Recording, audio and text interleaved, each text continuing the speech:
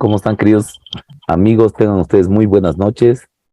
Bienvenidos a un episodio más del proyecto CAE, del Centro de Apoyo Emocional. El día de hoy tenemos a un invitado especial para este episodio, para tocar una temática muy importante. El día de hoy vamos a estar desde la Argentina compartiendo con Fernando Bruno. Enseguida le voy a dar paso a él. La idea de este episodio es poder compartir con él y absorber y filtrar todo el aprendizaje que podamos obtener de él. Entonces, mi querido Fernando, estamos aquí para poder compartir junto a ti y adquirir más conocimientos y seguir adelante con nuestros procesos y con la forma y perspectiva de ver lo que son las adicciones, ¿no? Entonces, adicción, cura o rehabilitación.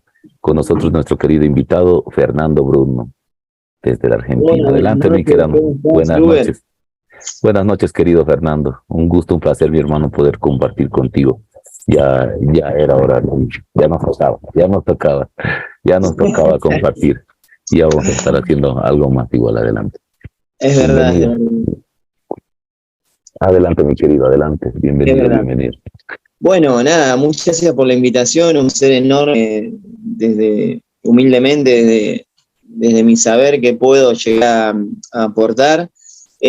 Primero que nada, felicitaciones por esto que venís haciendo, la verdad que me parece genial. Siempre digo que cuantos somos o seamos en esa búsqueda de saber, adquiriendo un nuevo saber, cuanto más seamos, más chiquita va a quedar esta problemática, por así decirlo, está instalada, ¿no? Así que nada, mis felicitaciones también desde acá humildemente, como dije y repito, para vos y para todas las personas también que vienen haciendo un trabajo y aportando a la vida aquello tan necesario para un otro, inclusive para lo otro, ¿no? Ese 100%. Gracias, mi querido Fernando. Entonces, enseguida vamos a dar paso, mi querido Martín. ¿Cómo estás? Buenas noches. Sergio, buenas noches. ¿Cómo están? Bienvenidos a la plataforma Zoom. ¿Cómo están? Un saludo cordial. Muy bien, mi querido Fernando. Este matecito de Martín y Fernando están con su mate, los dos. Me hacen antojar el matecito. Sergio, no nos falta el mate. ¿Dónde está el mate, Sergio? ¿Dónde está el termo con el mate? Muy bien, querido. Entonces, ¿tienes algo para compartir, Fernando, o solo tú? Solo vas a Primero, bienvenido a las personas acá que se están uniendo y compartiendo también tiempo de vida. La verdad que agradecido. Y bueno, nada, siempre a mí cuando comienzo una charla o trato de generar ida y vuelta siempre en las palabras, así que le pido que si cada uno también tiene o quiere algo para compartir o preguntar, bienvenido sea a que no me voy a sentir interrumpido, sino al contrario, agradecido de que puedan hacer ese aporte. Así que de ese lugar me gusta siempre generar y tratar de ser puente, como digo, entre enfermedad y salud. Hoy, bueno, Luber me había propuesto esto y me hice un título para esta charla. Y a mí se me ocurrió, ¿no? Una de las preguntas que suelo tener en el tutorio o inclusive aquellas personas que participan en algún curso, ¿sí? Yo me presento primero, soy Fernando Bruno, como dijo Luber, soy operador socioterapéutico en adicciones, coach en adicciones, en liderazgo social y comunitario, en fin. He trabajado en dispositivos de tratamiento residencial, por así decirlo, que es internación, y tratamientos ambulatorios. Soy exadicto, no sé si viene al caso, pero bueno, lo menciono, es parte de mí. Y esta charla de hoy de cura o recuperación tiene que ver con algo tan complejo como es llamada a veces y se sigue llamando a veces a la problemática. Yo a veces pregunto si cada uno tiene conciencia, una conciencia plena, esa conciencia que a veces vamos adquiriendo a través de la experiencia, la vivencia y el saber adquirido, Y para tener un saber diferente o articularlo con esto o con el saber que ya uno tiene, yo digo siempre esta invitación de poder bajarse de aquel saber para poder incorporar uno nuevo. Este ejercicio tiene que ver y es complejo, porque a veces saber no necesariamente quiere decir que uno sepa de algo, que para esto muchas veces tiene que ver esto que digo, bajarse de saber adquirido para poder adquirir uno nuevo. Y esto nos da cierta sabiduría acerca de cuestión o tal tema. Cura o recuperación. Y yo hago una pregunta, o por ahí quizás la pregunta instalada para muchos es si la adicción se cura o simplemente se recupera. Y para hablar de cura en primera instancia tiene que haber esta palabra llamada enfermedad, por el cual a veces y muchas veces el tratamiento o en el diagnóstico presuntivo acerca de aquel sujeto que acerca, ¿sí? O inclusive la opinión de muchas personas también, antes decían, no, es un vicioso, es un adaptado, es alguien que no encaja en la sociedad, y esa estigmatización también causando plenamente desde diferentes causas, ¿sí? A ese sujeto y a ese paradigma, digamos, ¿es un enfermo o es el cosa como históricamente se decía, ¿no?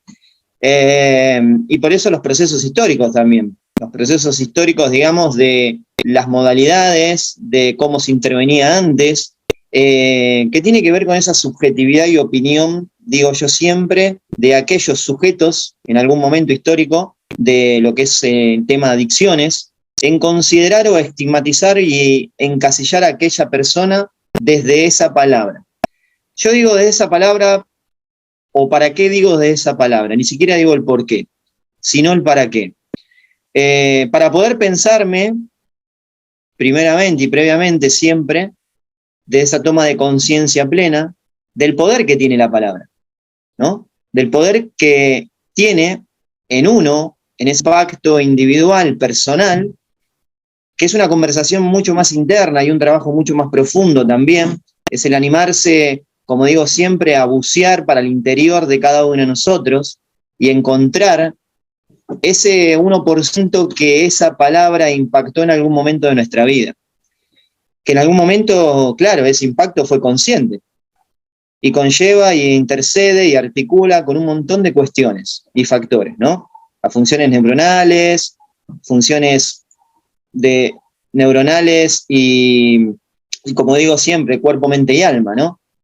Entonces, desde ese lugar, siempre trato de trabajar y sigo tratando de estudiar en qué impacto tuvo la palabra en mí y esa palabra que gestiona, ¿no? Una frase y que esa frase determina en algún momento histórico de la vida del sujeto.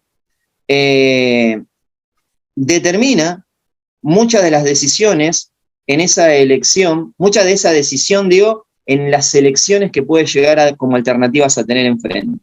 Entonces, desde este lugar, obvio que el análisis o obvio que el tema para trabajarlo es mucho más profundo, ¿no?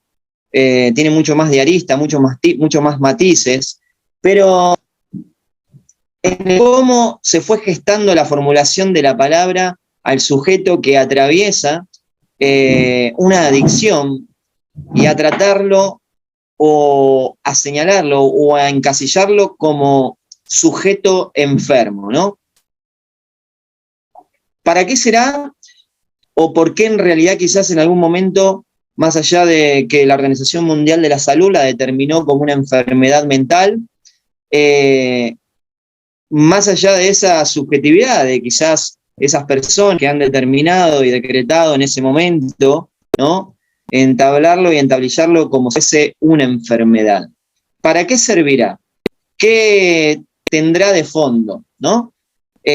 Porque a primera vista, si yo considero o le digo en primera instancia a un sujeto que tiene un estado, que está enfermo, nosotros nos vamos siempre desde esa subjetividad, seguramente nos va a interceder la palabra desde algún momento, desde algún lugar muy personal e individual de cada uno. ¿Y a qué tendrá que ver? ¿A qué se referirá esto que digo con respecto a la profundidad del impacto en esa palabra?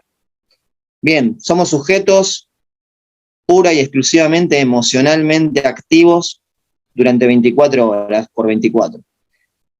La mayoría y en gran porcentaje de toma de decisión que hacemos a esa elección es desde un estado emocionalmente muchas veces inconsciente o consciente.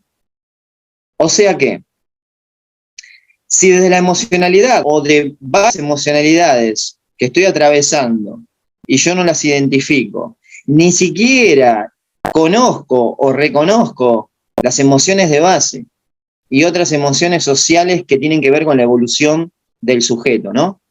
Tanto como, por ejemplo, las emociones sociales, le digo yo, a la vergüenza, el asco, emociones sociales que fueron evolucionando de una emoción de base, como por ejemplo el miedo, el enojo, la tristeza, la alegría.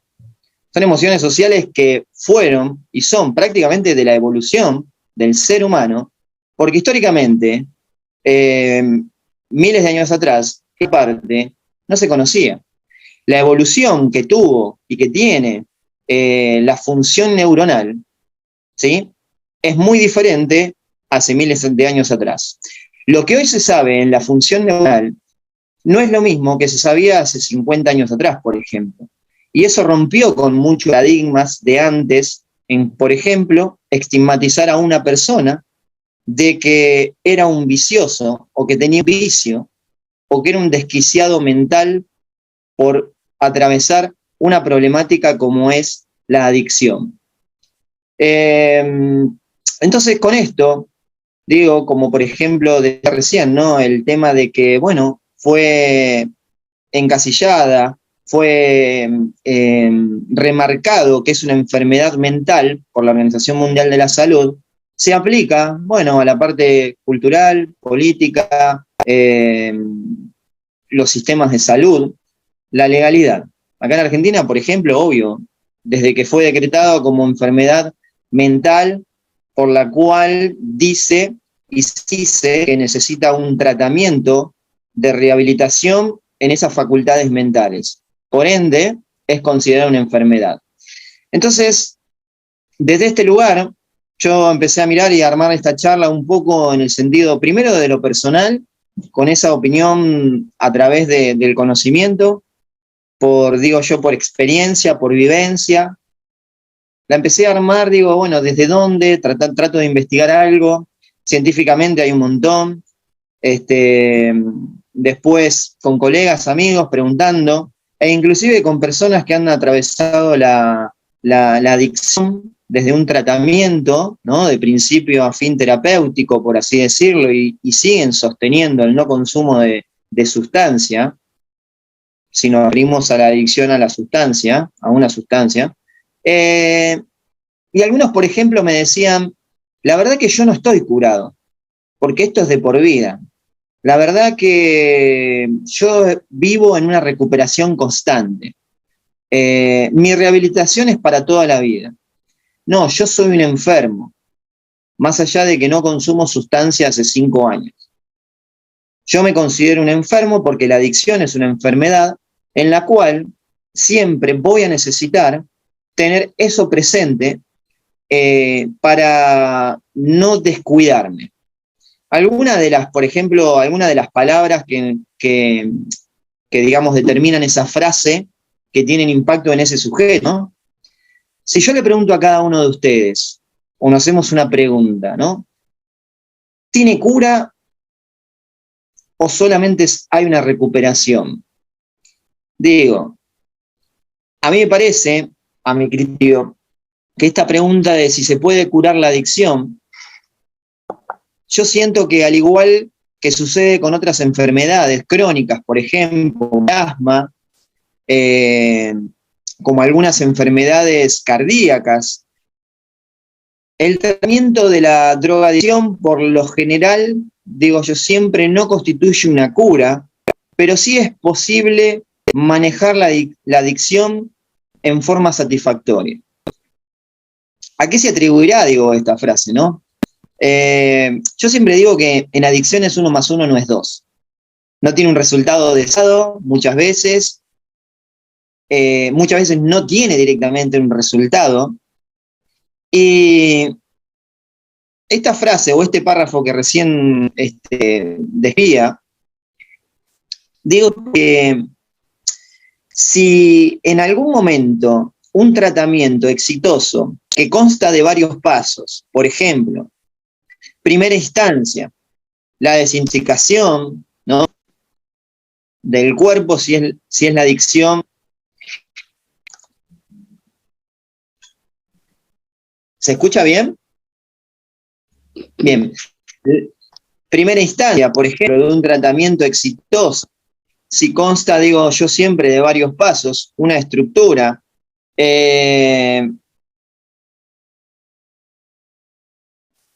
la primera o parte de esta primera etapa es la desintoxicación a una o varias sustancias.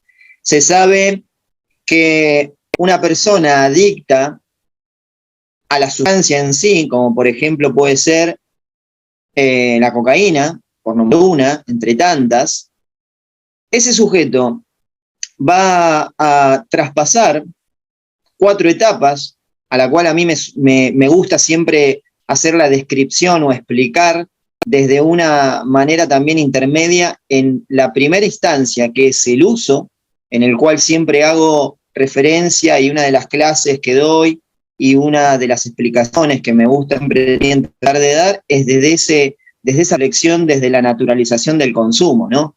Desde cuándo o dónde empezamos a coexistir en esta sociedad consumista, ¿no?, de quiero todo ya, no me permito estar triste porque la verdad que es un bajón, no me permito estar de tal manera porque quiero que todo ese proceso que tiene un tiempo en corto o largo plazo, según el proceso interno de cada uno y un montón de facultades y condiciones del sujeto, esta naturalización del consumo de quiero todo ya, no solo a la transición de deseo a través del objeto, sino de esa transición a través también de querer tener un estado inmediato, tratando de acelerar el proceso natural de cada uno de nosotros. Por ejemplo, el transitar el miedo, el transitar una tristeza, el transitar esa tristeza con lo que conlleva a la angustia, que es la liberación de poder descomprimir el pecho, ¿no?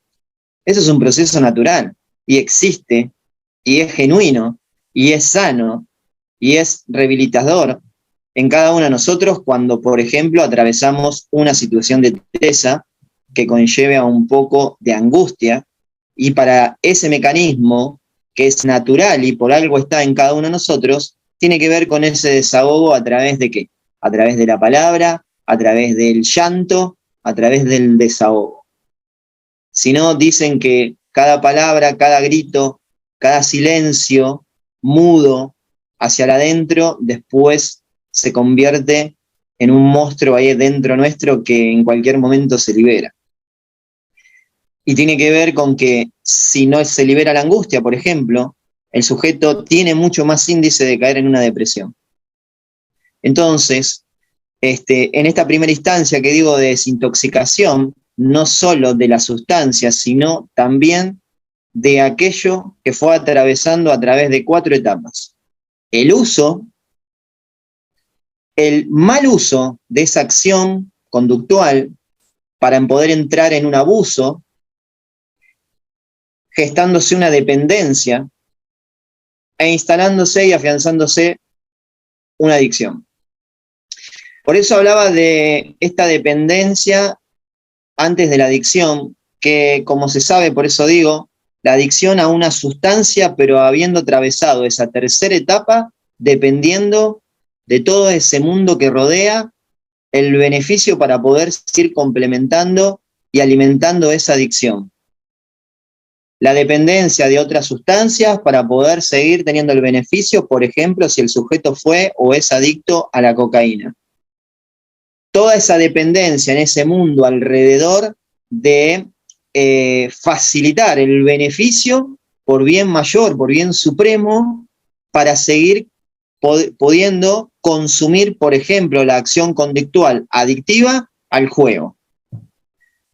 Entonces, estas etapas están marcadas porque por ese primer placer instalado, ese placer supremo por el cual lo lleva al sujeto en esa transición de 4 etapas a poder instalarse la adicción, tiene que ver que nombrando esta desintoxicación, tomando conciencia, en esta parte, yo digo que está muy marcada tener una conciencia, tomar conciencia plena, y que es lineal también a estos primeros pasos, para tomar una conciencia de enfermedad. ¿Qué quiere decir esto? Entonces acá se cae que tiene cura. O puede ser que el impacto tenga que ver con aquello que nosotros, los operadores, los promotores de salud, aquellas personas que trabajamos con esta temática, podríamos tener ese beneficio de otorgar esa presión sana, esa manipulación, ¿sí?, en esa parte conductual para que genere una modificación en su comportamiento y ese comportamiento haga un hábito diferente. También atravesando 4 etapas. Es la utilización de algo diferente a aquello que venía haciendo. Por eso digo esto de la manipulación sana, eso de la presión sana, para que ese sujeto empiece o continúe en ese proceso participando en la toma de conciencia plena, porque lo experimental y lo vivencial lo tiene que adquirir una sabiduría acerca de ese proceso que está transitando, y que esto le va a otorgar que si toma conciencia plena y ponemos la palabra enfermedad y que va a tener un impacto por tales síntomas como dijimos, todos esos factores que hacen que el sujeto atraviese por 4 etapas. Todos esos factores que influyen en que el sujeto siga adelante en la decisión de elección, determinando y que sea determinante en algún punto de esas 4 etapas el que se consolide la adicción, por ese bien supremo, por ese placer supremo instalado. Eso que le da al sujeto aquello que no le dio otra sustancia, más allá de los efectos. Ese acto conductual, ese comportamiento generado a través del consumo de sustancia o no sustancia.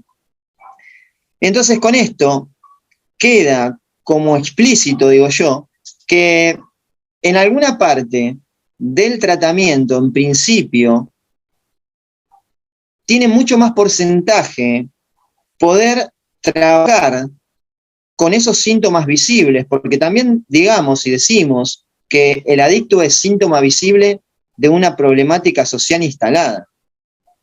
Históricamente antes, y yo soy partícipe en realidad, reformulé ese criterio, porque antes, en cuando yo estudié o me habían enseñado, o inclusive cuando lo había escuchado como paciente o como sujeto dentro de un tratamiento o varios procesos que pasé, decirse que el adicto era el síntoma visible de la familia y porque la familia estaba enferma.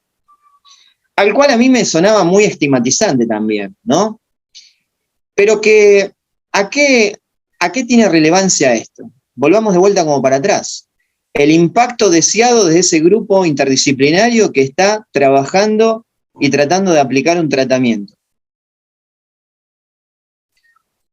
Desde este lugar, podemos decir entonces que el criterio de esa conciencia en cómo enmarcar o cómo encuadrar a esa familia o a esos vínculos que tratan o están intentando acompañar a un sujeto desde un lugar donde tienen que tomar también conciencia de esta problemática, el decirles que esa familia enferma y el síntoma visible de esa enfermedad es el adicto, en algún punto estaba como convalidado, según los procesos. A mí me pone como en este tiempo, ya hace rato, y que bienvenido sea esto los del Uber, y que buenísimo también este tema que me puso un poco más a pensar, de el impacto que tiene esto en el otro, ¿no? Primero atravesándolo uno y en un otro. Pero después, no es que me contradigo, sino que reformulé el criterio, por eso dije que si el síntoma visible de una sociedad enferma, por así decirlo, en esa naturalización del consumo, en eso quiero todo ya, en cuando hago la pregunta a veces de dónde creemos que esta problemática instalada, y si creemos primariamente que hay una problemática instalada. Y entonces, si creemos que hay una problemática instalada, como la adicción, sin saber las otras etapas, la pregunta siguiente es ¿dónde creemos que está instalada esa problemática? Si en la sociedad, en el sujeto o en la sustancia. Si en la sociedad, el sujeto o la sustancia. Hace 5 años atrás hacía esta pregunta y más de uno contestaba en un público de 50 personas, de 100, de 10. La mayoría contestaba en la sustancia. Un poco porcentaje, un mínimo porcentaje, contestaba en el sujeto y casi nadie o uno decía en la sociedad. Hace 2 años, o cada año hago siempre la misma pregunta, o cuando comienzo alguna cursada que doy, hago la misma pregunta también. Primero digo, ¿para qué o por qué? ¿Por qué? Digo, están en esta cursada de operador en adicciones, ¿por qué les interesa? ¿Por qué los llama la atención? Y bueno, cada uno tiene su historia personal que lo atrae. Pero cuando hago esta pregunta, está buenísimo, porque digo, cada vez hay un poquito más de saber adquirido sobre esa subjetividad de opinión que hace 5 años atrás se creía que la problemática estaba sola y exclusivamente en la sustancia, sola y exclusivamente en la sociedad, y que hoy el porcentaje de cuando hago esta pregunta es mayor la cantidad de personas que dicen que la problemática está mayor o ahí que el porcentaje que la problemática está instalada en el sujeto y en la sociedad. A mí me gusta trabajar desde 4 pilares que identifican al sujeto como sujeto biopsicosocial y espiritual, digo yo. La espiritualidad no desde la creencia religiosa, sino de esa espiritualidad que podemos asimilarla al ser interior, al ser existencial, a esa pasión interior del mundo interno de cada sujeto, pero podemos trabajar y se trabajan de estos 4 pilares. Y tengo una conciencia plena acerca de esto, que yo creo firmemente que el sujeto que se trabaja, los tratamientos que trabajan dentro de estos 4 pilares, pueden ofrecer, y que si el sujeto hace y sigue haciendo esa apertura, en poder hacer ese entretejido también social, articulando con estos 4 pilares, para que pueda tener una recuperación, una rehabilitación exitosa a través de esa enfermedad que transitó en primera instancia. Digo, esto hablábamos de la desintoxicación, por ejemplo, una abstinencia. Desintoxicación, conciencia de enfermedad. Digo, si yo quiero una conciencia de que tengo un estado enfermo, porque la ausencia de enfermedad en el criterio de salud. Gracias, Martín. El criterio de enfermedad con el concepto de salud determina que la salud no es solo la presencia de enfermedad, sino la búsqueda de equilibrio entre cuerpo, mente y alma, decía Platón. Entonces, desde este lugar, podemos considerar que entonces la búsqueda de salud se atribuye a poder tener la búsqueda de ese equilibrio sistemáticamente, diariamente, en ese 1% mínimo y necesario para que un sujeto pueda tener una vida en esa búsqueda de salud. sujeto bio, que es vida, ¿no? La parte biológica de cada uno de nosotros, el cuidado del cuerpo, lo que como, cómo duermo, el agua que tomo en el día, aquello que meto a mi cuerpo que es insano, ¿no? Bueno, sustancia, todo aquello que perturba, ¿no? La parte social, la vinculación con el medio. Dijimos que la adicción, la dependencia a ese mundo que rodea el beneficio de poder seguir contemplando y alimentando día tras día la adicción, tiene que ver que no es solo el consumo de sustancias, sino todo lo que lo rodea. Entonces, podemos decir que lo social está ligado a poder revincularnos desde otro lugar, a poder trabajar en la revalorización de aquello que era un valor insano, ¿no? Y de muchos más otros factores. La parte de la psiquis, ¿no? Bueno, el trabajo en función neuronal, reestructuración neuronal, ¿no? El resignificancia de poder tener y reestructurar el pensamiento, este criterio que hablamos, a mí me gusta siempre explicarlo desde ese criterio enfermo que se va alimentando del mal uso, ¿sí? En primera infancia inclusive, aquello que vamos absorbiendo, ¿no? Y vuelvo a contemplar esto de somos seres emocionales, ¿no? Frases que impactan con palabras que enmarcan esa oración, como por ejemplo de primera infancia, la creencia de ese mundo que rodea al infante, como por ejemplo enseñarle desde un lugar insano, ante el enojo, ¿no? Si te enojas, descargate pegando, no te enojes, no tenés que enojarte.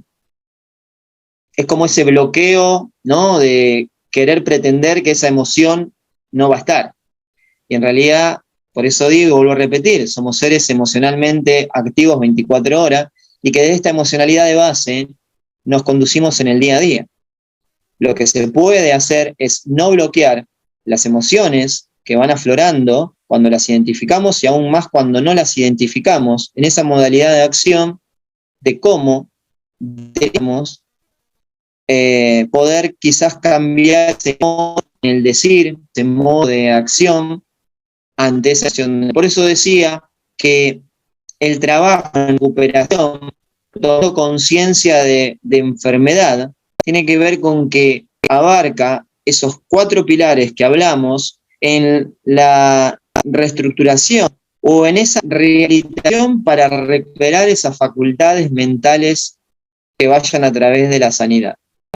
Esa recuperación, la parte física, a través de muchos factores que pueden devolverme esa búsqueda contemplando lo físico.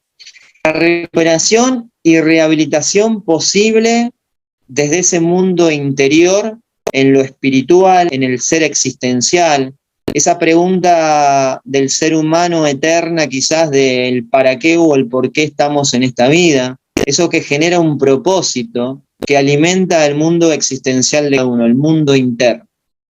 Esa recuperación y rehabilitación en lo vincular, en lo social, en el mundo externo, desde mi mundo interno en cómo me vinculo con el mundo exterior.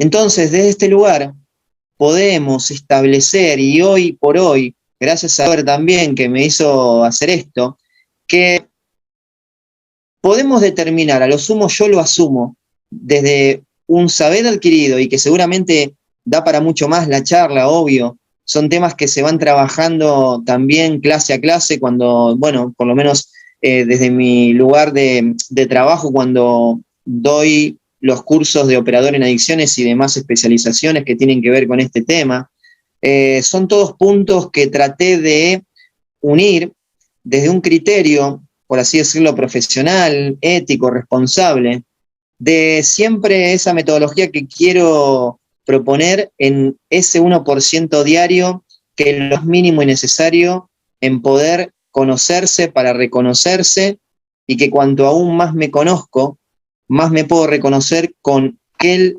1% que también tiene que ver con esos factores de riesgo y protección, y cuando hablamos de factores de riesgo, tiene que ver con eso más mínimo y necesario que en algún punto de mi vida de infancia, preadolescencia, adolescencia, mundo adulto, e inclusive aquello que está instalado de antes de nuestro nacimiento, ese sello, esa marca biológica hereditaria, ¿no? Que no condena, pero sí es un factor también a tener en cuenta.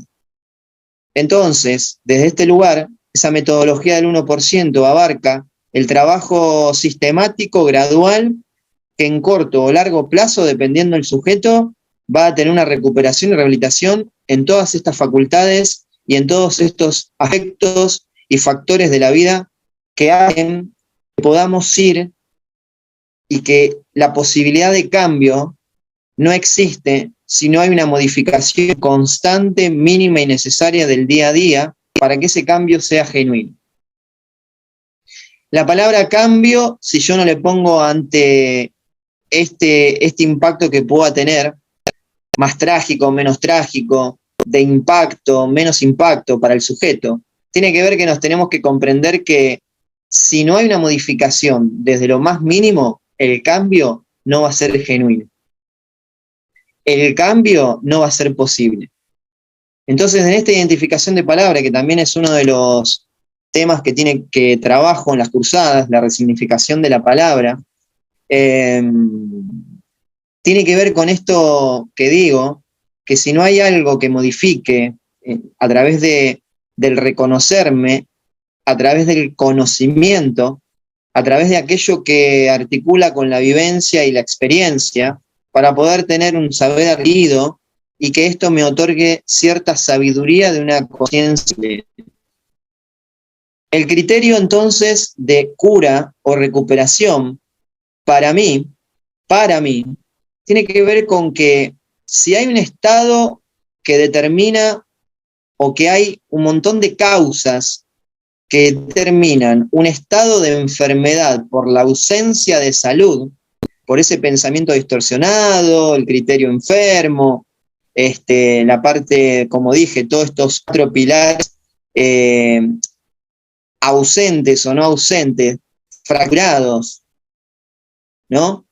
Entonces, si está la ausencia de salud, podemos decir que en primera instancia entonces el sujeto tiene un estado enfermo.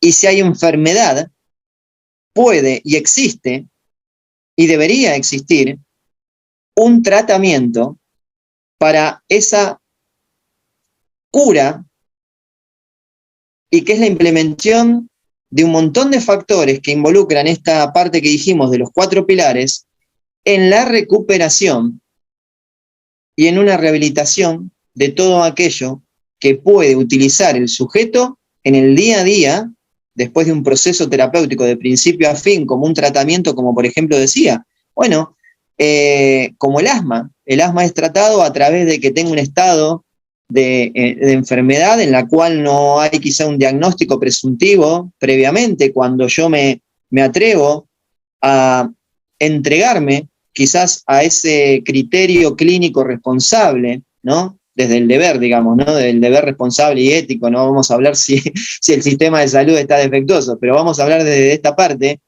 y hay un diagnóstico, y alguien con criterio clínico, después del análisis presuntivo, después de observar diferentes factores, ¿no?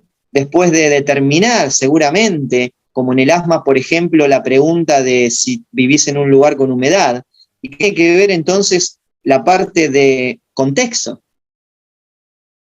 Entonces, desde ese mínimo necesario, puedo decir que si esa persona se atreve a implementar un tratamiento que lo pueda aliviar y redireccionar en ese estado de enfermo a poder tener una cura, pero que esa cura va a necesitar un tratamiento, pongámosle para algunos de por vida, o una recuperación constante, en esa rehabilitación de facultades en corto o largo plazo a trabajar según el sujeto, yo me atrevo a decir que el impacto de la palabra la va a generar y la va a identificar cada uno de los individuos para que esa palabra tenga una resignificancia en su vida. Si la palabra tiene un peso en alguna parte de su proceso, pero que esa palabra es necesario que identifique y que tenga ese peso para tomar conciencia de enfermedad, para mí es válido. Si esa palabra, atravesando el proceso de recuperación en un tratamiento, cuidado, de ético responsable, egoísmo sano, amor sano y todo lo demás, la rehabilitación es posible y que si esa palabra en algún periodo de su vida tiene un impacto, puede hacer el trabajo de que tenga resignificancia de menos peso en su vida. ¿A quién le gusta viajar con una mochila llena de piedras? El adicto transita por esta parte, ¿no? El adicto transita por una atadura, una ligadura de aquello que es caótico, que tiene un desorden, que dentro del caos tiene un orden, pero en realidad es un desorden total. Tiene un peso emocional, tiene todo aquello que arrastra de un trauma quizás no trabajado, de un perdón no trabajado, de una insanidad constante siguiendo atravesando esas 4 etapas: uso, abuso, dependencia, adicción. Entonces, si como promotor de salud, como operador en adicciones, como familia, como sujeto dentro de una sociedad, que todos somos partícipes, todos en corto o largo plazo hay consecuencia negativa o positiva, que somos sujetos dependiendo de un otro, de aquello, que tenemos continua transición por lo otro, me atrevo y sigo diciendo que esa resignificancia en la palabra tiene que ver pura y exclusivamente con aquello que va atribuyendo a su vida a ese sujeto. ¿Para qué? Para que le sea más liviana la vida, para que le sea más soportable. Y que si esto tiene una función y es funcional en la vida del sujeto, si esto es dinámico para el sujeto, si esto le da cierta sanidad, no obviando de dónde viene, ¿no? Y esto tiene que ver con el trabajo a la humildad, al egoísmo sano, como dije, al amor responsable, a la distancia óptima, a trabajarse en los factores de riesgo y protección, en cómo me vinculaba antes y cómo me vinculo hoy con el medio, a todo ese proceso de sanación desde el perdón interno para uno y el perdón hacia el afuera. Todo esto, si está alineado y si el sujeto va transitando en este periodo de transformación, el concepto de enfermedad puede ser aplicado para que la cura sea posible, pero teniendo la humildad de reconocerse que en algún punto puede volver a caer en esa enfermedad.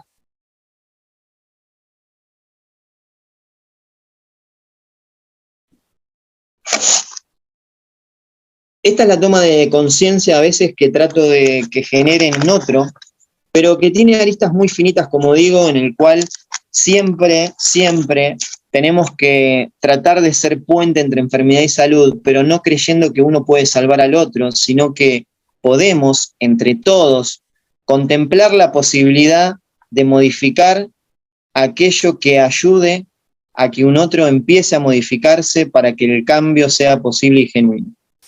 Es entretejido social, es labor entre todos, el trabajar también en no estigmatizar con el dedo señalando, de poder romper muros, muralla, todo dicho, toda creencia que imposibilite o quiera imposibilitar esa posibilidad de cambio.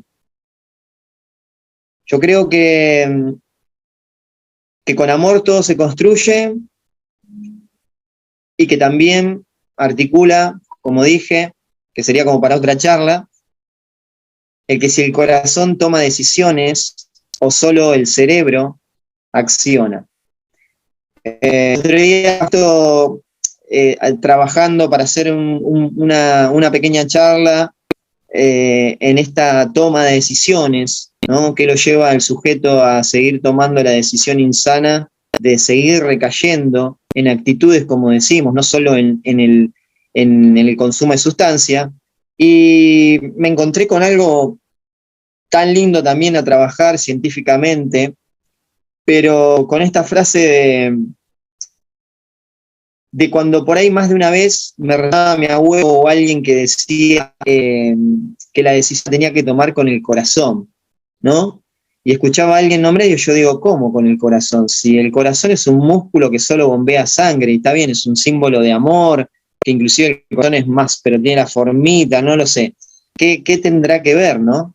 Entonces empecé a investigar un poco en por qué muchas veces en esas decisiones que tenemos, en eso de dudar, nos dicen o nos han dicho, mayormente cuando tenemos que tomar decisiones desde lo emocional, de emociones como la alegría, aquello que nos permita tener alegría o aquello que tiene ese paso desde la emoción del miedo, ¿no? La emoción del miedo a paralizarse, la acción de paralizarse o la acción de accionar para enfrentar la dirección, la acción sana, digamos, de enfrentar, de afrontar, mejor dicho, aquella situación y exponerse como ser, ¿no? Como ser complejo, ¿no? Completo. Entonces, nada, empecé a investigar un poco y encontré mucho material para poder decir, que sería como para otra instancia, poder decir que también decidimos con el corazón.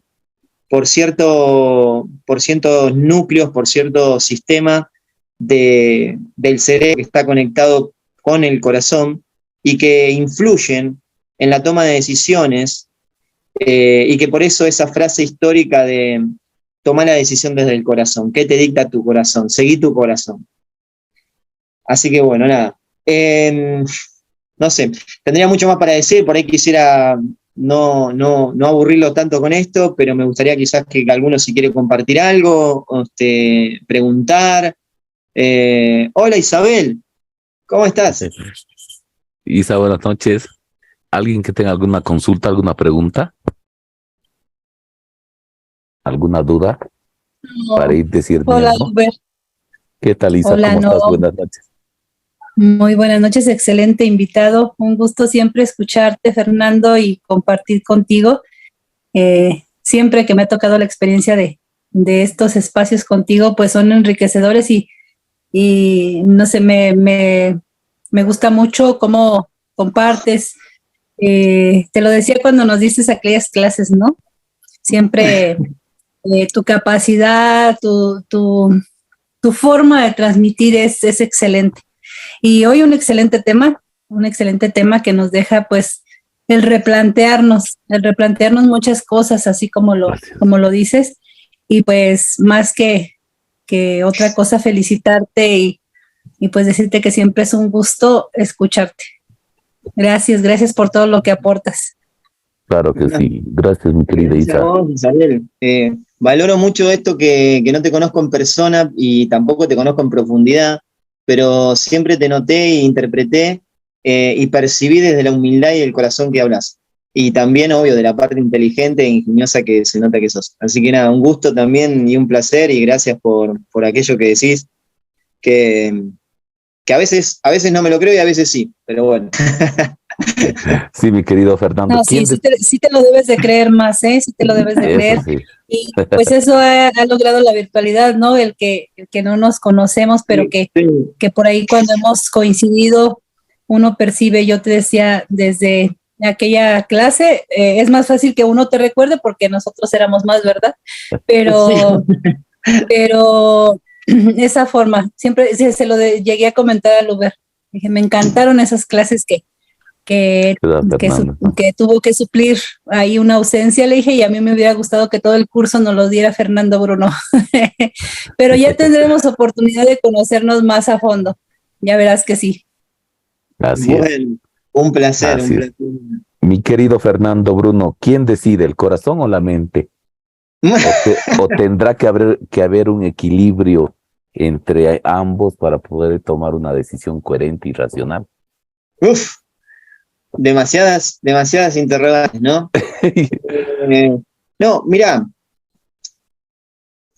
hasta ese punto, viste, como estos matices, por eso digo que son mínimos, pero tan necesarios y a la verdad, y en la verdad, no mi verdad, sino en la verdad, tiene que ver con eso más mínimo y necesario, como siempre digo, de ese 1%, que creo que obvio que alguien recién dijo tiene que estar en equilibrio, claro, y el equilibrio perfecto no existe. En la búsqueda de equilibrio sí existe. Yo siempre digo que la vida es como este cosito del corazón, el electro, que va haciendo así, sube, repica, baja, ¿no? Tiene como esas pulsaciones que a veces marcan un poquito más arriba o abajo. Cuando tenemos esos factores que influyen en ese desorden mental, en esa nubladez de pensamiento, en eso de taparse o simplemente oír para responder en automático y no trabajar la escucha, o estar en ese automático emocional donde la toma de decisiones así, ¿no? En automático, y que cuando puedo o me lo permito y quiero hacer el ejercicio de bajar el interruptor, puedo como asimilar o identificar en cómo me siento, qué pienso y poder reflexionar, ¿no? Y decir, bueno, hago esto para poder tratar de ir en la búsqueda de esto que quiero sentir, y cómo me siento, hago lo otro, reflexionándolo primariamente para ver si la decisión es sana dentro de todo, ¿no? Y esto es lo que no ocurre en la persona que tiene una adicción, ¿no? Lo que ocurre en la persona que tiene una adicción es que hace para sentir, y como se siente, hace, y eso está en ese óvalo que transita. Entonces, si hay una pirámide que voy trabajando, y si yo digo una pirámide y el corazón lo pongo acá, ¿no? Porque nosotros lo agarramos acá, pero está acá, ¿no? Entonces, si pongo como esa pirámide en la cual tengo que trabajarme, poder tratar siempre, tratar de analizarme, reconocerme, que es un trabajo, obvio, claro, parece perfecto decirlo, pero en realidad tiene un montón de imperfecciones, porque somos seres humanos, y somos seres humanos inclusive miserables, con esas miserias humanas, como digo yo, que tienen que ver con la arrogancia, la soberbia, todo lo demás, ¿no? Y todo lo tenemos. El tema es que algunas u otras personas lo tienen más o menos, ¿no? En intensidad. Entonces, es lo que cuesta. Entonces, si hablamos desde el corazón, la acción y la reflexión como esta parte de la psiquis, ¿no? Que tiene que ver con, por ejemplo, la corteza prefrontal, que es la toma de decisión, que esto puede estar fracturado o inclusive interrumpido en ese proceso de maduración del cerebro, en segunda década de maduración, que es, por ejemplo, adolescencia o preadolescencia, ¿no? Hay un montón de facultades que pueden estar dañadas, esos traumas no resueltos, ¿no? Y que inclusive esa crisis adolescente que atraviesa, que es un periodo natural también, el duelo por dejar el cuerpo de niño, poder tener también todo ese cambio y esa modificación, no solo en el cuerpo, sino en aquello que estoy pensando y que antes no pensaba, en el jugar con la muñeca o que no sé cuánto, y ahora tengo ese pensamiento que me atrae a lo otro, esa ley de atracción, que empiezan los primeros pensamientos de atracción. Lo otro era ya más que nada por estímulo solamente.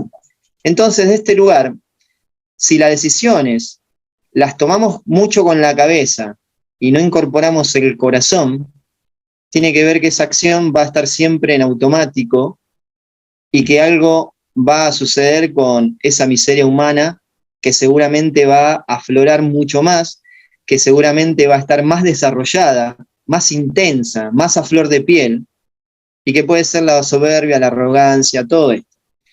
En cambio, también, si hay una conciencia plena también de que decidimos con el corazón también, y tiene que ver con algo que el corazón está pura y exclusivamente conectado con una parte central de ahí del cerebro que conecta a los intestinos y al estómago. Por ejemplo, esta frase de antes, no sé si alguien sintió o siente o puede llegar a sentir maripositas en la panza cuando está enamorado, ¿no? Digo, no sé, Isabel sí, se ve que se enamora seguido, pero digo, ¿no? El enamoramiento. Ay, no, hasta propagandas y en lo cultural, histórico, esto de ¿qué estás enamorado? Si hay maripositas en la panza, muy viejo, ¿no? Creo que ahora no se dice más, pero esto está porque el corazón, al estar conectado con esta parte del cerebro, y que el cerebro, esa parte, está conectada con un montón de funciones neuronales, y es pura neurona donde está conectado el corazón, está en continua articulación con aquello que el corazón late, y que podemos decir que ese latido es lo que dicta aquella señal que luego manda el cerebro. Digo, por ejemplo, un montón de facultades que están desarrolladas, esa ley de atracción en adolescencia y que sigue delante de nuestra vida, conceptos, criterios, mundo interno, todo lo demás. Y hay una atracción por alguien, vamos a decir este ejemplo, no hay una atracción por alguien, física, ¿no? E inclusive aquello que está ligado al pensamiento de atracción, y entonces es la interpretación de cómo será, cómo hablará, toda esa subjetividad de esto, ¿no? Está comprobado que el corazón va a latir a mucho más revoluciones cuando se produce todo este proceso, pero que el corazón dicta en esa interpretación, en esa toma de decisión a elegir, por ejemplo, la acción continua.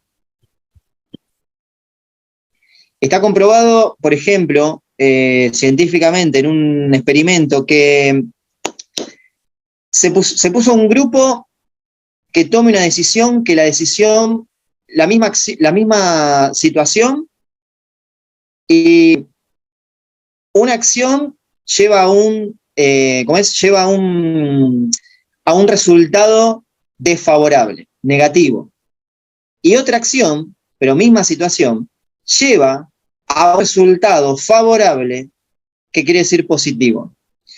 Le pusieron unos escáneres a estas personas y en porcentaje, todas las personas que tomaron la decisión que lo llevó a una acción, a la toma de decisión, y esa acción fue el resultado favorable, positivo, el corazón latía mucho más fuerte. La misma en un sujeto y en el otro, con milésimas de segundo de pulsaciones. El otro gran porcentaje que tomó una decisión y que el resultado fue desfavorable, negativo, el ritmo cardíaco, y esperen que se me cayeron los papeles, el ritmo cardíaco tenía un porcentaje menor al otro. ¿Qué quiere decir esto? Que aquellas personas que percibieron esa lectura de aquello que estaba dictando el cuerpo, o sea, el corazón, el músculo, se interpretaron que la decisión era de acuerdo a esa situación anterior que estaban viviendo. Y aquellas personas que tomaron y tuvieron el resultado negativo, no captaron porque no tenían desarrollado esa capacidad de poder tener esa lectura de reconocimiento de su cuerpo. Hay personas que tienen desarrollada más esta capacidad y hay personas que tienen menos desarrollada esta capacidad que digo. Entonces, quiere decir que el corazón no es solamente un músculo, sino que también articula anteriormente con la señal que va a mandar a la neurona para que después tenga la acción correspondiente a esa toma de decisión en base a la acción. O sea, quiere decir que también tomamos decisiones desde el corazón. Ahí sí no quiero que Ángel Pérez, qué grande, Angelito. Ángel Pérez. Muy excelente tu respuesta, mi querido Fernando. No realmente lograr un equilibrio total, ¿no? Así en forma de línea entre emoción y, entre pensamiento y corazón y mente, ¿no? Entre corazón y mente, lograr Corazón, cuerpo y mente. Mirá. Corazón, Corazón, cuerpo y mente. Así es. Esa triada es muy Importante, dame un segundito, voy a dar acceso. Ahora sí, ya están ingresando más personas. Ah, Sí, sí, una más. Dame un segundito, están entrando 3 personas. Muy se bien, está mi querida. conectando. Sí, Gloria Praga, mi querida Andrea Gloria desde Colombia, Angariz. mi querida Andrea. Sergio quiere preguntar algo ahí. Sergio, Sergio, Sergio, Sergio, adelante, Fernando. Re atento ahí. adelante. Bien. Hola Fer, ¿cómo estás? ¿Cómo andás? ¿Todo bien? Ya en Bien. alguna ocasión ya te he plagueado, como decimos acá en Argentina. Me quedé con esta parte, ¿no? Bien, que somos 100% emocional por naturaleza. Adicto, el resultado de una familia enferma. No sé si es una frase trillada o sí puede ser esto. ¿Qué pasa cuando muchas veces esto ocurre, ¿no? Que es el resultado de una familia enferma. Son 2 hermanos. ¿Mm? Un hermano está más adherido a vivir en contramano a los defectos de carácter, ¿no? Y el otro hermano a principios espirituales, se levanta a 5 de la mañana a estudiar, a trabajar, resulta terminando siendo médico, no sé, una persona totalmente derecha. O sea, son polos opuestos totalmente, de la misma familia. Esa es mi consulta, no sé si me expliqué más o menos. A ver, para de vuelta, a ver. Dos personas, dos años, decís vos, digamos, partamos de la base de que siempre son casos muy excepcionales, extraordinarios, y tiene un montón, como digo yo, siempre de matices y aristas que tienen que ver con ese proceso en el cual se puede uno lanzar, ¿viste?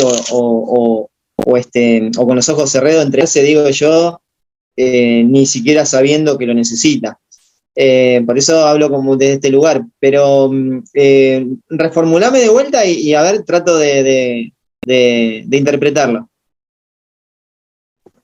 En una parte me quedé con esto, ¿no? Adicto, el resultado de una familia enferma.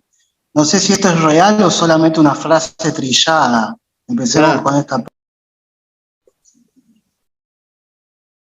Sí, primero que, como digo esto, históricamente hay un montón de frases que en algún momento un grupo de sujetos seguramente lo han puesto, como estamos haciendo acá, exponiendo, tratando de contemplar subjetividades de un otro, haciendo el respeto mutuo, la humildad, el compartir saberes. Digo, hay un montón de criterios que formulan siempre, como dije, históricamente, todo aquello que hoy inclusive es moda, o aquella modalidad, o aquellos abordajes, técnicas, ¿no? Lo que hoy persuadido de que, como antes se trabajaba con ese sujeto en la interpretación de que era un desquiciado mental, un vicioso, se fue cayendo por índices, por porcentajes, por gracias por ahí por el aporte. Se fue, digamos, históricamente cayendo. Por eso hablo como esto. Antes lo que se sabía en adicciones tiene que ver con que no es lo mismo que se sabe hoy. ¿Sí?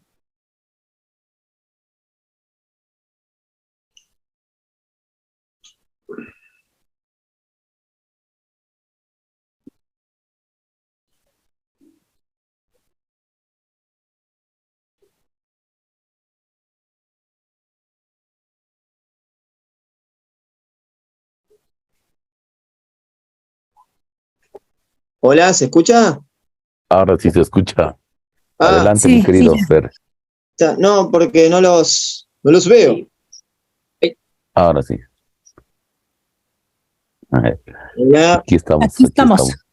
Pero, ¿qué pasó? Pará, se me salió la imagen. Por eso decía, digo, esto histórico como este repaso breve, ¿no?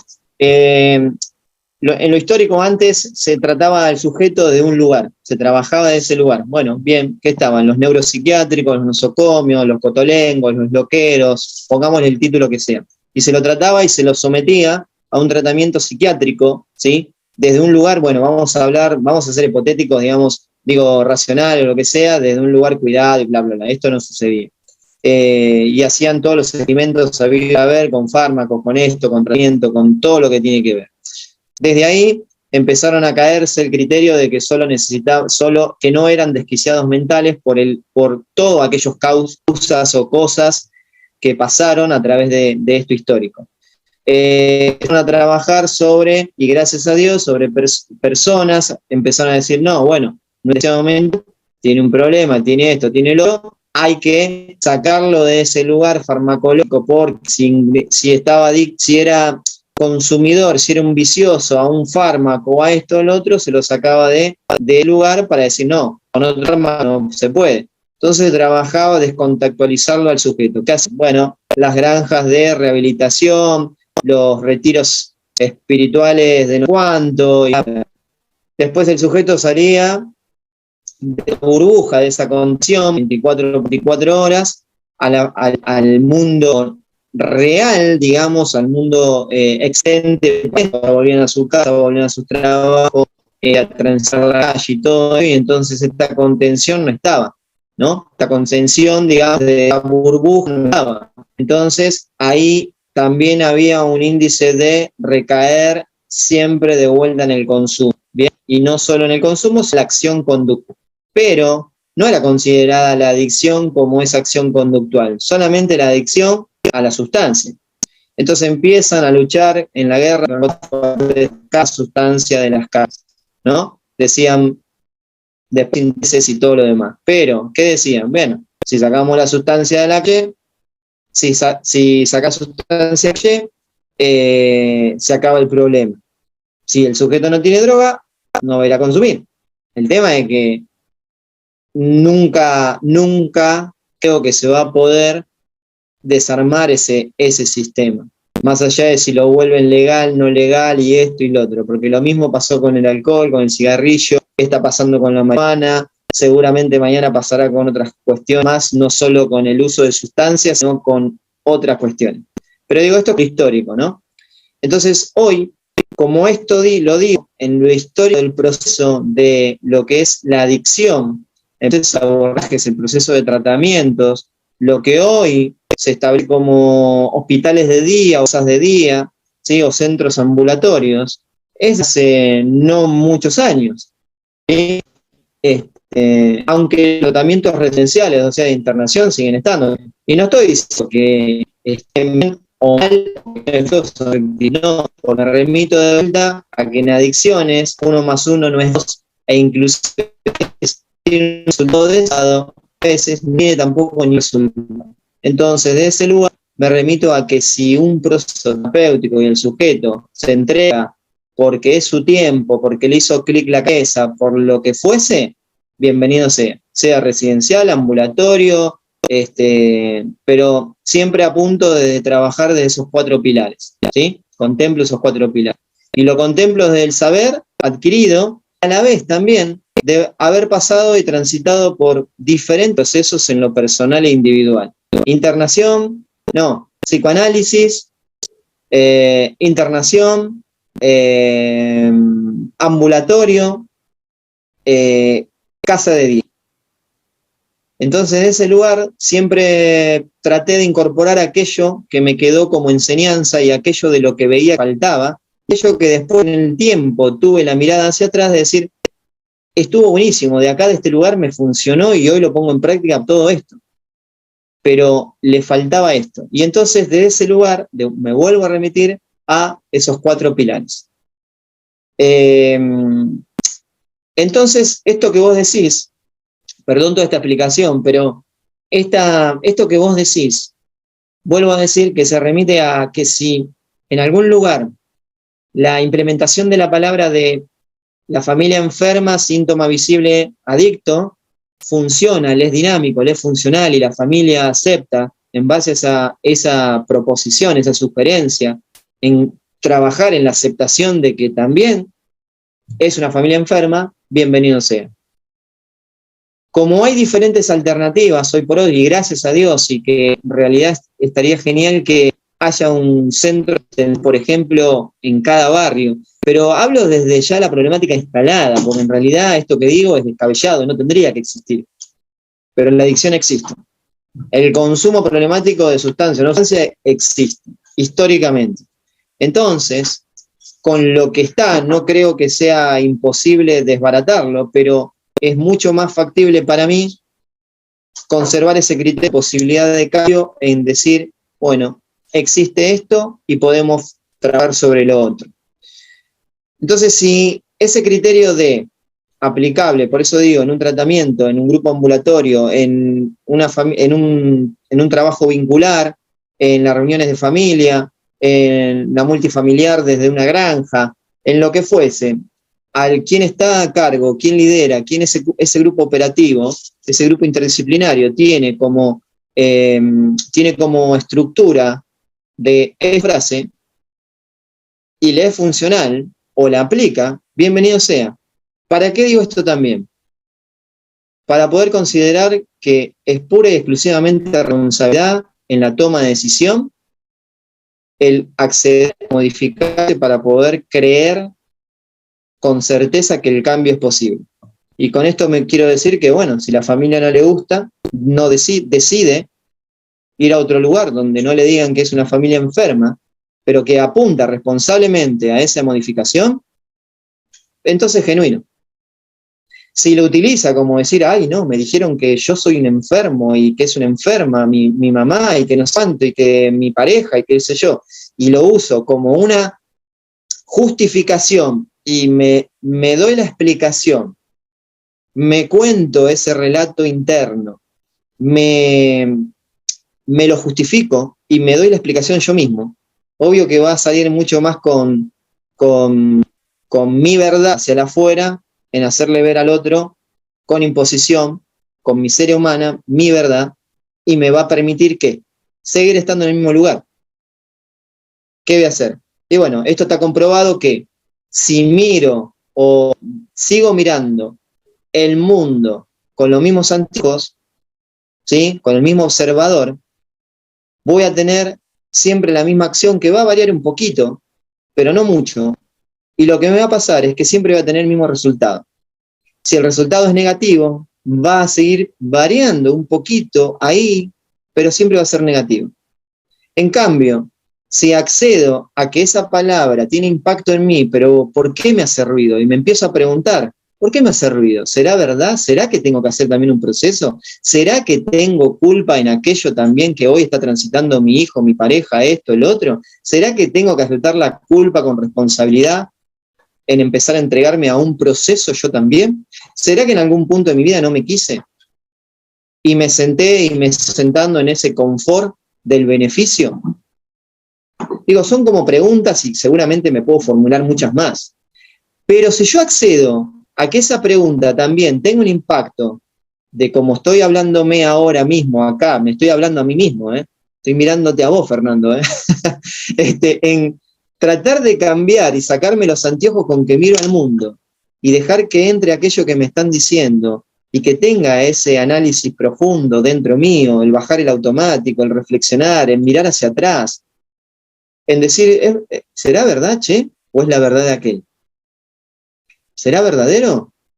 Y si puedo llegar a esto, y como dije, empiezo a intentar pararme de otro lugar, salir de la zona de confort, del beneficio que me da todo aquello que me dio un resultado negativo, y empiezo a mirar el mundo, o observarme, cambiar el observador, que tiene que ver con esa modificación para que un cambio sea genuino, voy a empezar a implementar una acción diferente y que el resultado también va a ser diferente.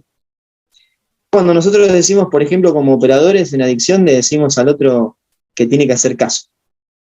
Hace caso.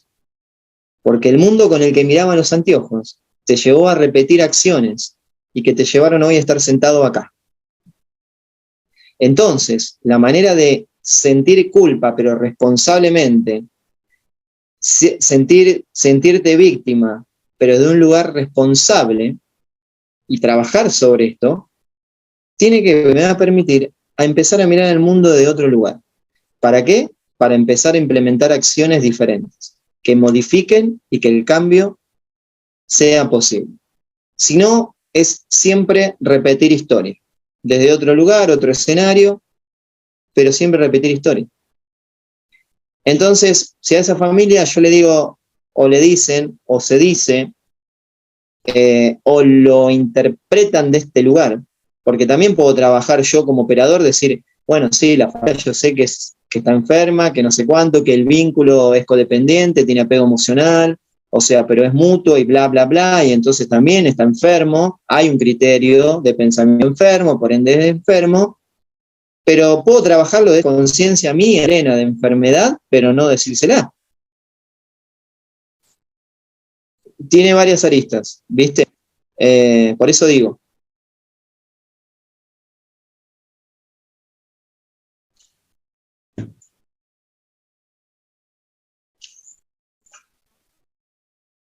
Sí, es mi querido Fernando, muchas gracias. ¿Alguien más que tenga algún comentario, alguna pregunta para nuestro invitado especial el día de hoy?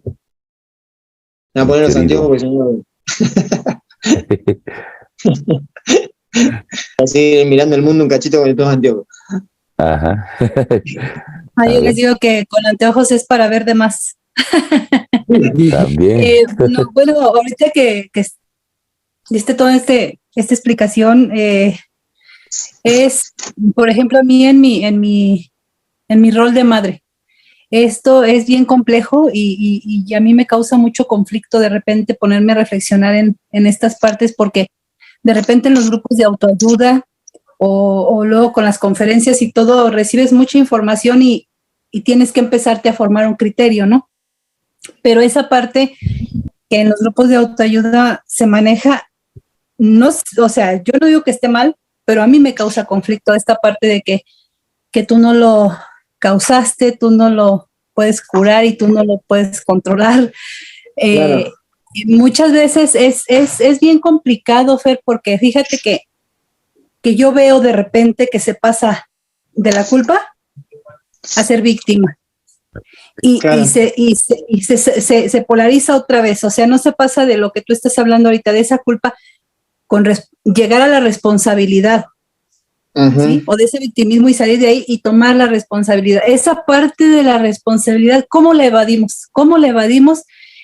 Y yo veo, y con la experiencia que he tenido a raíz de esto que vivo, esa parte de, me siento bien culpable, ¿qué pasó? ¿A qué horas? Etcétera.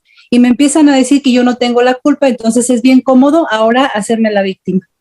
Y esa parte de responsabilidad, ¿a qué horas? Esa parte de responsabilidad de decir, sí hubo algo que hice mal, claro, y no me voy a martirizar y voy a estar ahí culpándome y autoflagelándome, ¿no? Sino decir, bueno, aquello ya no lo puedo cambiar.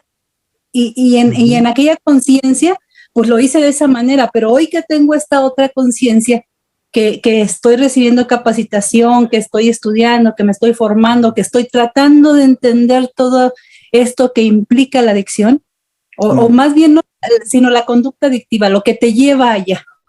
Decir, pues ahora sí puedo hacer las cosas diferentes. En aquel momento no tenía esa conciencia, ahora lo tengo y ahora sé que puedo hacer y debo de actuar responsablemente, pero se cae en esta parte de que, por ejemplo, en el caso de una mamá con un hijo en adicción, yo no fui la culpable, entonces ahora ya me libero de eso, ahora soy la pobrecita, ahora él es el que no entiende, él es el culpable, él es el que no quiere dejar, él es el que no tiene la voluntad, él es el que esto, y ahora yo sufro. Ahora yo soy la víctima. ¿Y mi responsabilidad a qué horas? Por eso ahorita que dices eso, o sea, me haces volver a esa parte que me causa conflicto cuando las personas o cuando en el rol de mamá no quiero aceptar mi responsabilidad y hacer las cosas diferentes. Entonces claro, sí, no cargar con esa culpa porque no te lleva a nada bueno, no te va a llevar a ninguna solución, pero tomar la responsabilidad y decir, bueno, vengo realizando estas conductas que no han sido las correctas, que no le han ayudado, por ejemplo, a mi hijo en nada, pues ahora las cambio, me hago responsable, lo entiendo, lo modifico y tomo esa parte de responsabilidad. Y esas tres partes es bien fácil brincar de esta a esta y esa responsabilidad dejarla ahí. Entonces sí, qué bueno que lo mencionas porque es sumamente importante esa parte de la responsabilidad y desde el amor compasivo y desde el amor responsable y eso en otras ocasiones también lo has tocado, lo has mencionado y yo creo que se debe de seguir haciendo conciencia en eso. Sí, yo creo que en esta parte, por ejemplo, vos hablabas y me remitía como, viste, primeramente decir, por algo en esta parte no se debería, no digo que no tiene que ser así, pero no se debería desde un lugar ético, así profesional, en trabajar con vínculos. Pues porque vuelvo como a decir esta parte de que si somos seres 24 horas emocionalmente activos, seguramente esa emocionalidad me va a jugar en contra, seguramente en algún momento, mínimamente, en la toma de decisión. Y no voy a poder quizás aplicar algún concepto que articule con un otro concepto de esas herramientas de lo cual se puede trabajar en adicciones, ¿no? En ese proceso, de este lugar. Después, esto que decías, no por ser, no va como la respuesta hacia vos, sino con este tema que abriste de culpa, ¿no? Culpa víctima, de dónde cabe la responsabilidad. Bueno, yo creo que trabajarse desde sentir culpa está buenísimo porque nos hace más humanos también en el reconocimiento de esa humildad en aquello que a veces podemos y que casi siempre seguramente nos vamos a capaz que seguir equivocando. Y la equivocación es parte de nosotros. La equivocación, como poder decir error, o inclusive, para que no suene tan trágico, quizás podemos cambiar esa palabra y decir la dificultad, ¿no? Entonces, desde este lugar puedo empezar a también trabajarme en decir, bueno, a través de mi vida de hoy hacia atrás, mis dificultades desde la capacidad cognitiva, desde la incorporación de la palabra, desde mis actos, desde las acciones que tuve a través de esas emociones transitadas, desde mis hechos traumáticos, de mi historia de vida, ¿no? Aquello que trasciende, ¿no? Puedo, sí, obvio, sentirme responsable y sentirme culpable, o sentirme culpable y decir qué hago con la culpa. Bien, genial. Soy culpable y me transformo en culpable. ¿Qué va a pasar acá? Voy a vivir culpando a todo lo demás, ni siquiera a uno, sino que a todo aquello o todo lo otro, ¿sí? Ni siquiera un otro, sino lo otro, y que me da un beneficio. No trabajar desde la responsabilidad de sentir culpa, porque acá está esta parte.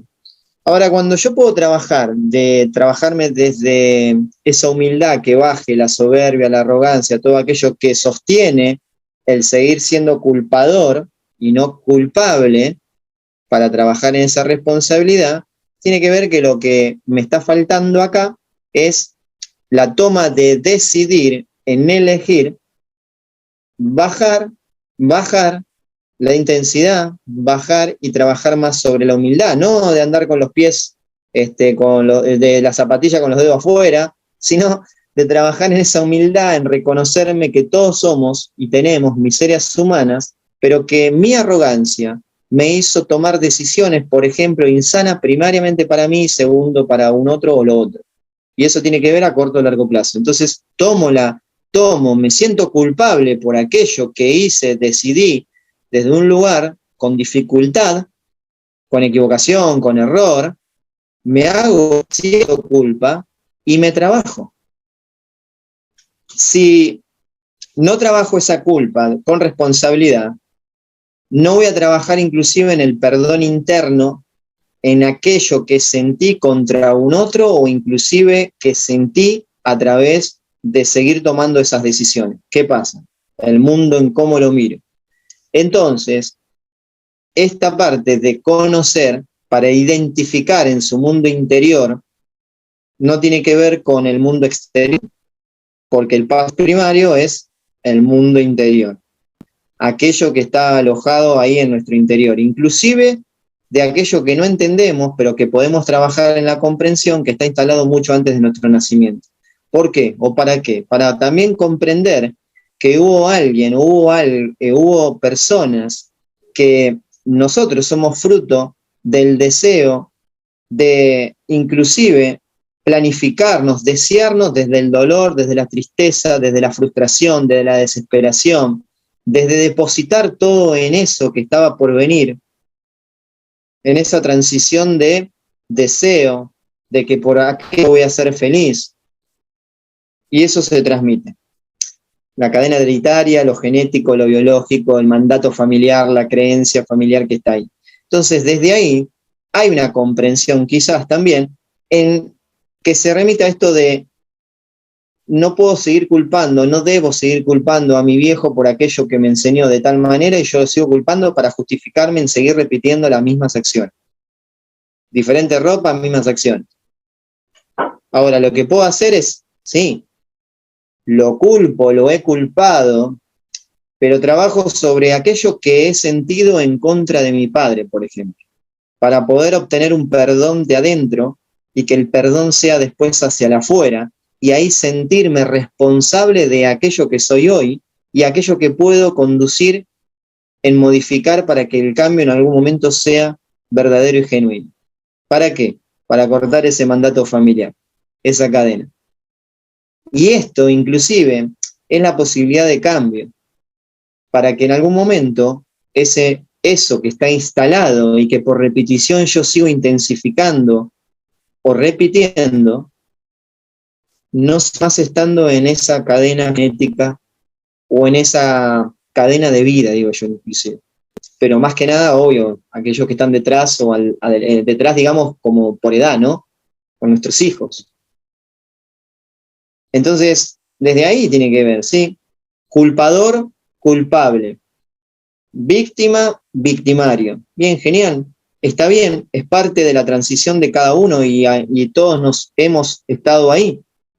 Y más de una vez estamos y seguimos estando en ese lugar. Al menos yo, a veces me sucede.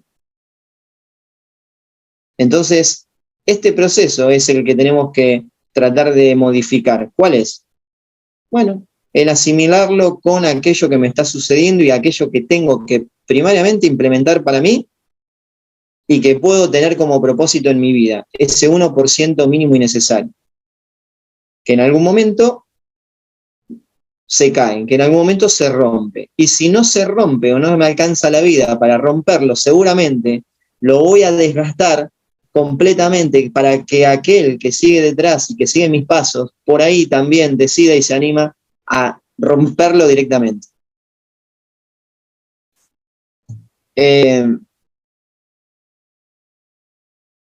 Todos hemos estado ahí, por eso digo que, bueno, no podemos ayudar a un otro aunque quisiéramos. Sí podemos trabajar en poder primariamente nosotros.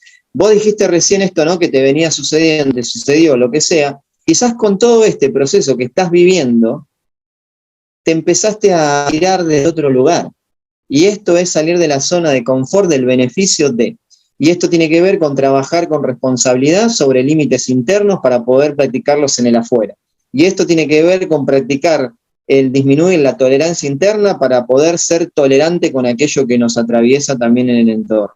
Eso tiene que ver con empezar a mirarse al espejo y aceptarse y empezar a amarse mirándose como es a los ojos.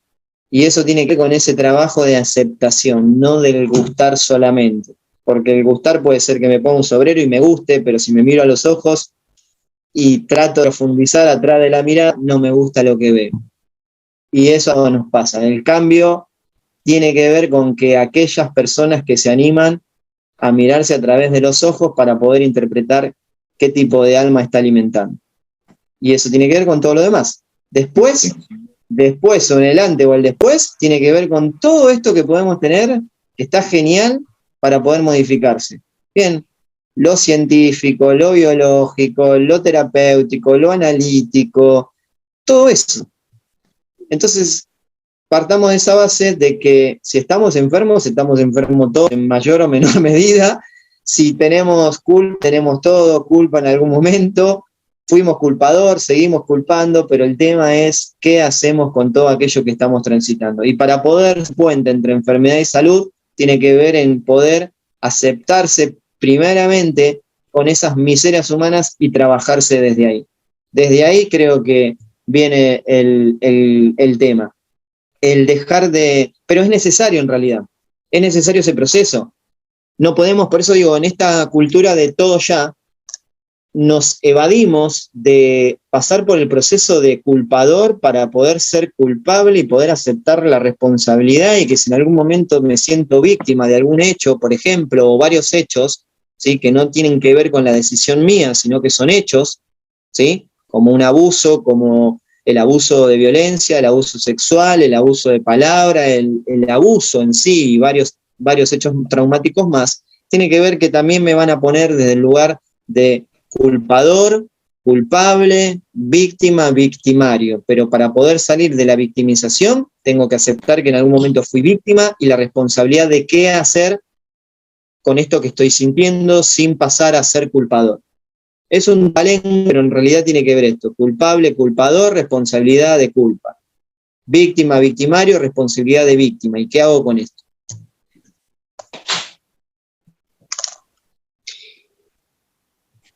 Sí, creo que, muy bien, muchísimas gracias. Sí, y lo único es no quedarnos estacionados, ¿no? Sino seguir en esa evolución. Y muchas gracias por todo tu aporte. Así es, mi querido Fernando. Para ir cerrando, Edwin Estacio, ¿quieres hacer alguna pregunta? O mi querido terapeuta, mi querido colega desde Playas, Ecuador, Edwin, bueno, Joasa, ¿cómo estás? Buenas noches. Gloria, buenas noches. ¿Alguna pregunta más para el invitado? Muy linda exposición, mi querido, y muy clara, mi querido Fernando. Yo me quedo más que todo con esto que te había preguntado al principio, ¿no? ¿Quién decide, no? Mente o corazón. Y junto a eso, la recaída que mencionabas, ¿no? Que muchas veces el proceso, o en el proceso de los muchachos cuando están todavía en etapas de reinserción social o están en las últimas fases, suelen actuar o tomar decisiones emotivamente o solamente con la mente, ¿no? Tratando de evadir el dolor o la emoción que no quieren sentir, ¿no? Y por ende va relacionado a esa parte. No me quedo con eso y me quedo con el cambio genuino usando la metodología del 1%, ¿no? Muy interesante, queridos amigos, ¿no? Lo que plantea mi querido Fernando Bruno esta noche. Yo también el hecho de no bloquear las emociones, ¿no? Que es lo que tenemos esa tendencia que tenemos, ¿no? A callar, a reprimir, a guardar, a ocultar, a usarlo como un mecanismo o un mal hábito que se ha hecho en nuestra vida, ¿no? El hecho de no saber gestionar nuestras emociones y por ende callarlas o ocultarlas o guardarlas, ¿no? Eso también algo que voy a recalcar de esta noche, pues, ¿no? La familia como síntoma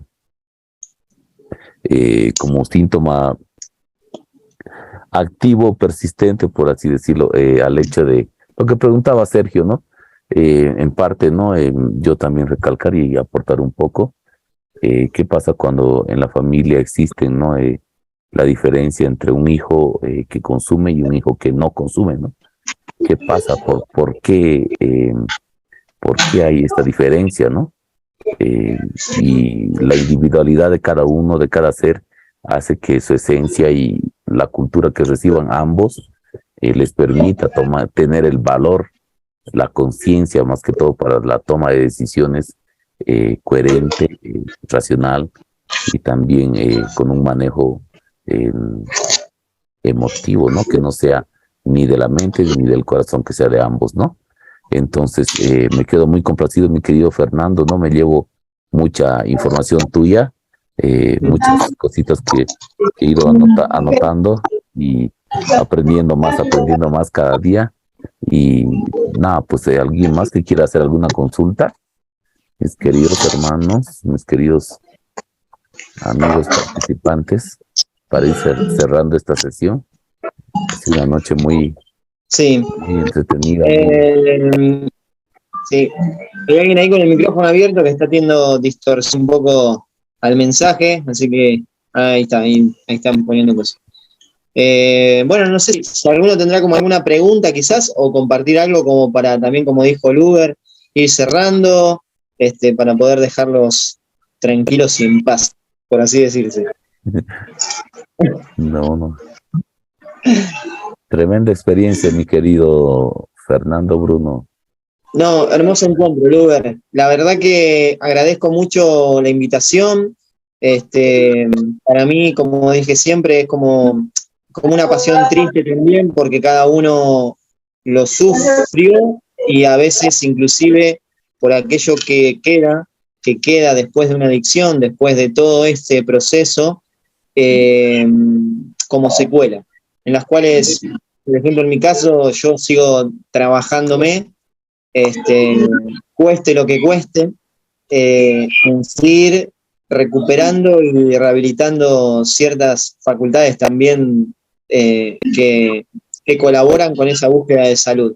Y entonces, nada, como el mensaje es que no importa la edad, no importa la condición social, económica, cultural, no importa nada de eso, sino que lo que importa es seguir mirándose al espejo con humildad y dejar opinión, subjetividad y poder entregarse también a que la modificación y el cambio es posible para poder ser buena persona, mejor persona, identificar qué es para cada uno ser mejor persona, buena persona, como pareja, amigo, padre, hijo, como ser humano. Que esto es un mensaje que lo digo y me lo digo a mí mismo también, en seguir en mi pie de lucha no es solo no volver a recaer en el consumo, sino en trabajarse humildemente desde esas miserias humanas. Y eso es lo que nos hace y nos va a seguir uniendo como seres humanos, en poder ser puente. Todos necesitamos de un otro e inclusive de lo otro. El tema es cuando está impuesto o puesto de un lugar, no es sano para cada uno de nosotros. Así que nada, me despido por ahí, ya estamos como en hora quizás, y me parece gigante todo lo que sucedió hoy. Gracias a todos, a mí por darme esta oportunidad. Sin él creo que más allá de que a veces le suelto la mano, él me sigue agarrando el brazo y me hace dar cuenta y bajar a la tierra siempre y tratar de seguir desde donde pueda, valorar aquello que tengo y ser agradecido. Así que nada, Luis, un abrazo enorme y gracias de verdad, y te aliento a seguir con esto. Igualmente, hermano. Y de donde pueda, como sea, poder dar una mano. Gracias a todos. Gracias, Fernando, por tu participación. Entonces el video va a quedar colgado de este episodio, mi querida. Vamos a quedar con una pregunta pendiente de Dora, ¿no? Pero puedes ponerla al chat, por favor. Enseguida vamos a responderla también. Y mi querido Fernando, ¿tienes algún curso que estás promocionando actualmente? Para que la gente sí, el 18 de noviembre de Argentina está una especialización cursada intensiva de 2 meses que voy a brindar el 18 de noviembre, 19 horas Argentina. Alguno después que, sumarse, le paso información por privado y puedo también darle parte del programa que voy a dar. Y a la vez, nada, también esto de que estoy abriendo ya para marzo seguramente una sede virtual en la cual vamos a dar especializaciones como acompañante terapéutico, psicología social y todo lo que tiene que ver con cursos, talleres que aporten a herramientas, digamos, para seguir construyendo todo aquello que se necesita tener en la valijita, digo yo, para la hora de intervenir y poder ser puente entre enfermedad y salud. Así que nada, también si cada uno de ustedes tiene alguna propuesta para abrir algún curso, taller, de pocos encuentros, muchos o lo que fuese, también bienvenido sea la propuesta y poder generar, obvio, esta conexión, seguir siendo puente y, bueno, generar también esa reinserción económica que a todos nos hace falta en la vida, ¿no? Así que bienvenido sea toda propuesta y sugerencia y aquel que se quiera anotar. Después ahí Uber sube mi teléfono, lo cuelga ahí y listo. En Facebook Claro, estoy como Fernando Bruno y en Facebook estoy como Fernando Bruno 1478. Así que nada, eso es. De paso tiramos el chivo. Muy bien, mi querido Fernando. Un placer una vez más, te reitero, un placer y un honor haber compartido contigo y haber aprendido mucho, ¿no? Mucha experiencia de parte tuya y un honor haber compartido contigo. Espero que no sea la primera vez, que esto sea el comienzo de algo bonito. Te mando un fuerte abrazo y...